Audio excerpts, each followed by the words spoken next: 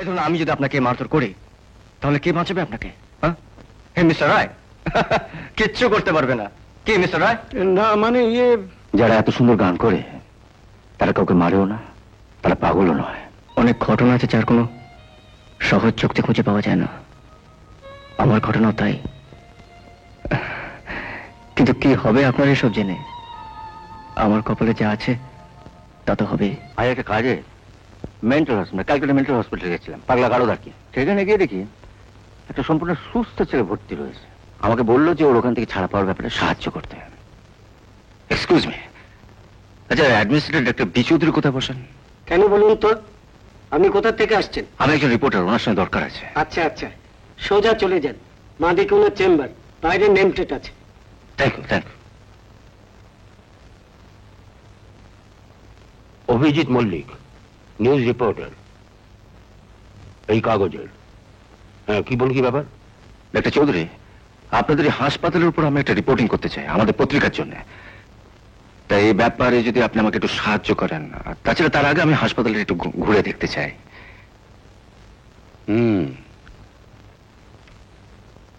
আমাদের একজনকে আপনার সঙ্গে দিচ্ছি, সে আপনাকে ঘুরে ঘুরে সব হাসপাতাল দেখা। Thank you, thank you sir. তারপর আপনি আমার কাছে আসুন, আপনার যা যা প্রয়োজনীয় তথ্য সব আপনাকে আমি জানাবো।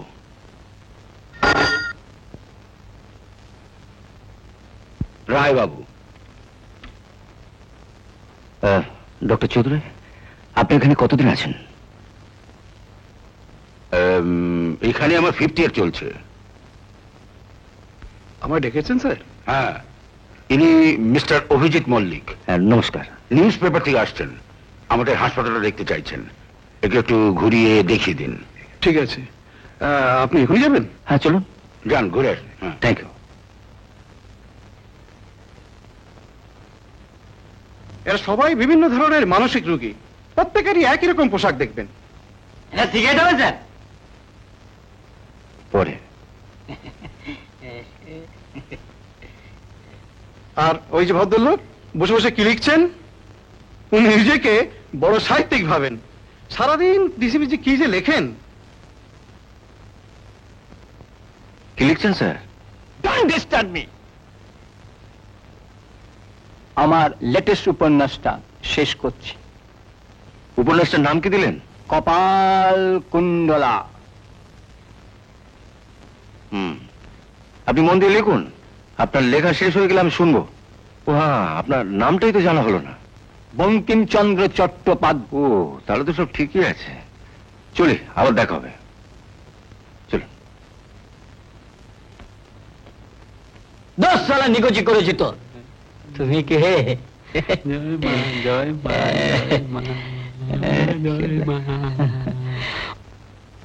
আসুন।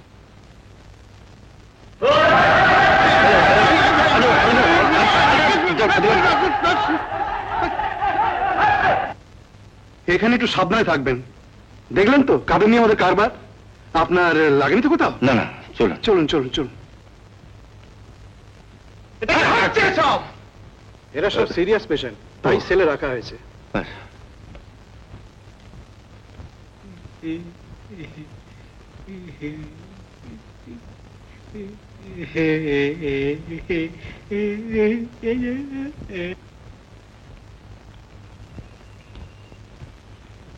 আচ্ছা, এই হাসপাতালে বেড কটা? 135টা। 135টা? হ্যাঁ। ডাক্তার কজন? নমস্কার আটজন। ডাক্তার। নমস্কার। হ্যাঁ, কজন বললো, কজন? 8 জন। 8 জন।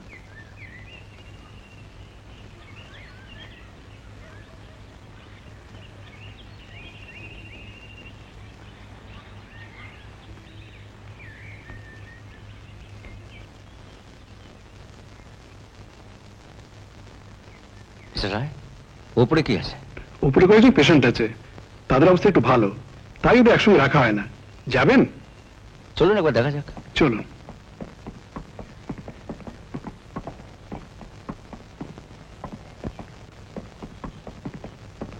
আমি একা, বড় একা, আমার আপন কেউ নেই। আমি একা, বড় একা, আমার আপন আশা নেই, আলো নেই, শুধু যে আঘাত সবেতে। আমার আপন কেউ নেই, আমি একা, বড় একা। আমার আপন কেউ নেই। আপনি কি এতক্ষণ আমার গান শুনছিলেন নাকি? হুম, ভারী মিষ্টি গলা ভাই আপনার। কিন্তু আপনাকে তো ঠিক আমি চিনতে পারলাম না। আমি একজন সাংবাদিক, এখানে এসছি একটু বেড়াতে, এই আর কি। বেড়াতে? এটা তো একটা মেন্টাল হসপিটাল, পাগলা গারদ, সব পাগলদের ব্যাপার। এখানে বেড়াবার কি আছে? এর ধরুন যদি আপনাকে কেউ এখানে কামড়ে দেয় বা মারধর করে, এ ধরুন আমি তো একটা পাগল, নইলে এখানে এখানে পড়ে আছি কেন? এ ধরুন আমি যদি আপনাকে মারধর করি, তাহলে কে বাঁচাবে আপনাকে? হ্যাঁ, হে মিস্টার রায়, কিচ্ছু করতে পারবে না। কি মিস্টার রায়? না মানে ইয়ে, যারা এত সুন্দর গান করে তারা কাউকে মারেও না, তারা পাগলও নয়। তাই আপনি আপনি দাঁড়িয়ে কেন? বসুন না, আপনাকে আমার অনেক কাজে লাগবে। বসুন। আপনি কি কিছু বলবেন? মিস্টার রায়, আপনি যান, আপনি ডাক্তার চৌধুরীকে বলবেন আমি এখন আসছি। ঠিক আছে, আপনি একটু তাড়াতাড়ি চলে আসবেন আর একটু সাবধান থাকবেন। আপনি দাঁড়িয়ে কেন? বসুন। আপনার নামটা কিন্তু আমার জানা হলো না। অভিজিৎ মল্লিক। আমি সৌরভ বসু।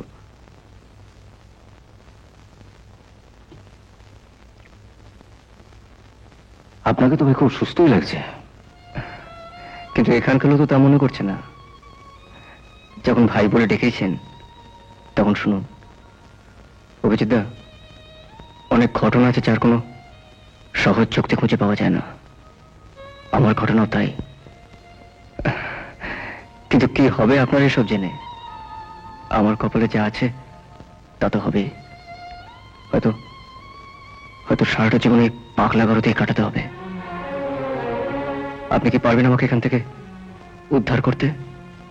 স্যার, উনি সৌরভের ঘরে আছেন, ওর সঙ্গে কথা বলছেন।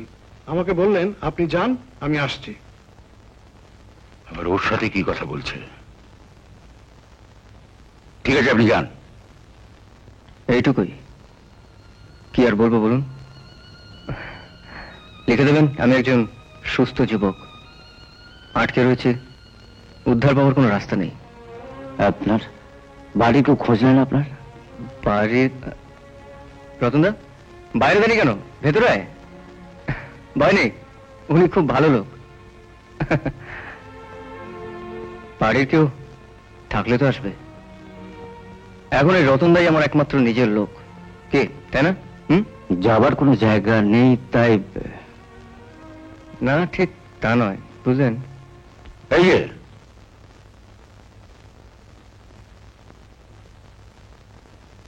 সৌরভের সঙ্গে একটু কথা বলছিলাম আর কি। আপনাকে এখন একবার নিচে যেতে হবে, আমি একবার এক্ষুনি বেরোবো। আপনার যা জানার তা জেনে নিন। আসুন। আচ্ছা ভাই, চলে আবার দেখা হবে।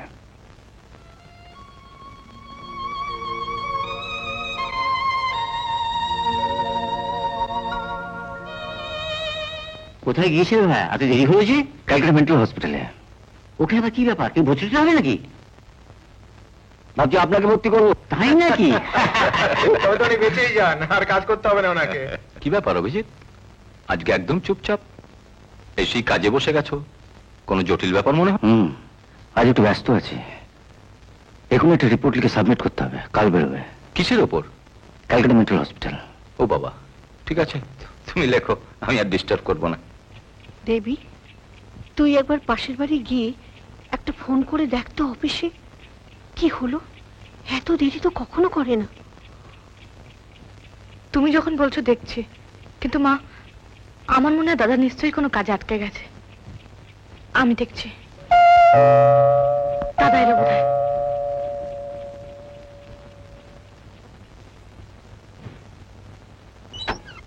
মা, দাদা এসে গেছে। কি মা, খুব চিন্তা করছো তো? তা তো করবই, কিন্তু এত দেরি হলে যে। একটু জরুরি কাজে আটকে পড়েছিলাম। ও যা, হাত মুখ ধুয়ে খেতে বস, দেবী এখনো খায়নি। আচ্ছা, আমি তো কতবার বলেছি আমার দেরি হলে তোমরা খেয়ে নেবে, তবুও কেন তোমরা বসে থাকো আমি বুঝি না। বারে খাবার সময় কোথায়? তাহলে কে চিন্তা করবে ছেলে কোথায় গেল? না না, ফাজলামো করো না, চর্চা করবে। যাও খেতে যাও, আমি আসছি। তুমি খেয়ে নাও না, অনেক রাত হয়েছে, যাও খেয়ে নাও। যাচ্ছি, তোরা খা না।